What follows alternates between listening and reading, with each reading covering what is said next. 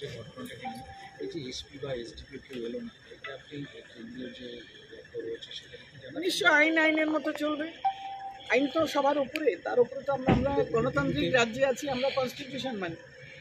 একটা scheduled meeting পুলিশের officer সময় পাননি বা তাকে গুরুত্ব দেননি বা কমিশনকে গুরুত্ব দেননি, তারা কাউকে একজন অফিসার ইনচার্জকে পাঠিয়ে দিয়েছেন। ব্যাপারটা এত মানে দুখানা রেপ হওয়া মেয়ে আমার দুধারে বসে যেভাবে কান্নাকাটি করেছে, আমার তো মন ছুঁয়ে গেছে যে এগুলো চলতে দেওয়া যেতে পারে না। একটা কর্মস্থলে মেয়েদের নিরাপত্তা নিয়ে আমরা সোচ্চার, ওমেন জেন্ডার সেন্সিটাইজেশনের কথা আমরা বলি, ওমেন এম্পাওয়ারমেন্টের কথা আমাদের রাষ্ট্র ভাবছে কী করে মেয়েদের আরও এগিয়ে নিয়ে যায়। সেই জায়গায় কর্মস্থলে যারা 8-10 হাজার টাকার মাইনে কাজ করছে, তাদের উপরে সেক্সুয়াল হ্যারাসমেন্ট, অফিসে রেপ করা, দিনের পর দিন ধরে তাদের মুখ বন্ধ করে, এর প্রতিবাদ হওয়া খুব অস্বাভাবিক নয়, এর বিচার হওয়া দরকার।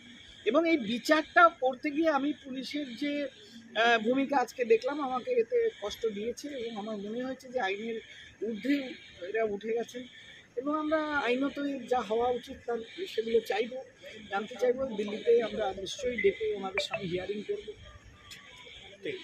মহিলা এলেন আপনার সাথে দেখা করার জন্য, মূলত তারা কি কি অভিযোগটা করলেন আপনার কাছে? দেখুন, এখানে এই দেবরা এই অঞ্চলগুলো থেকে ওরা শুনেছে ন্যাশনাল কমিশন এসছে, ওরা আমার কাছে করেছিল অফিসে। আমি বলেছিলাম এখানে এসে আমি ওদের সঙ্গে ইন্টারাকশন করি। প্রায় 11 জনের অভিযোগ পেয়েছি, মানে নানা ধরনের পুলিশ অত্যাচার থেকে শুরু করে।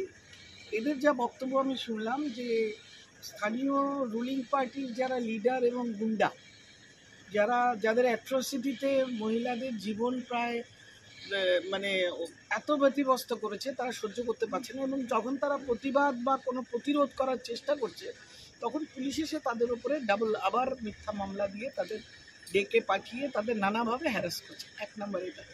প্রায় গোটা 6 বিরোধী দলের নির্বাচিত জনপ্রতিনিধি, মানে মেম্বার, পঞ্চায়েতের প্রধান, এই জাতীয় 6 জন মহিলা ছিলেন, যে মহিলারা কোনো কাজ করতে পারছে না এবং তাদের কাজ করার সুযোগটুকু জেলা থেকে শুরু করে বিডিও মানে কেউ মানে কর্ণপাত করছে না, উল্টো তাদের অ্যারেস্ট ওয়ারেন্ট বের করে দিচ্ছে, পুরনো মামলা তুলে দিচ্ছে, মানে সবই পলিটিক্যাল।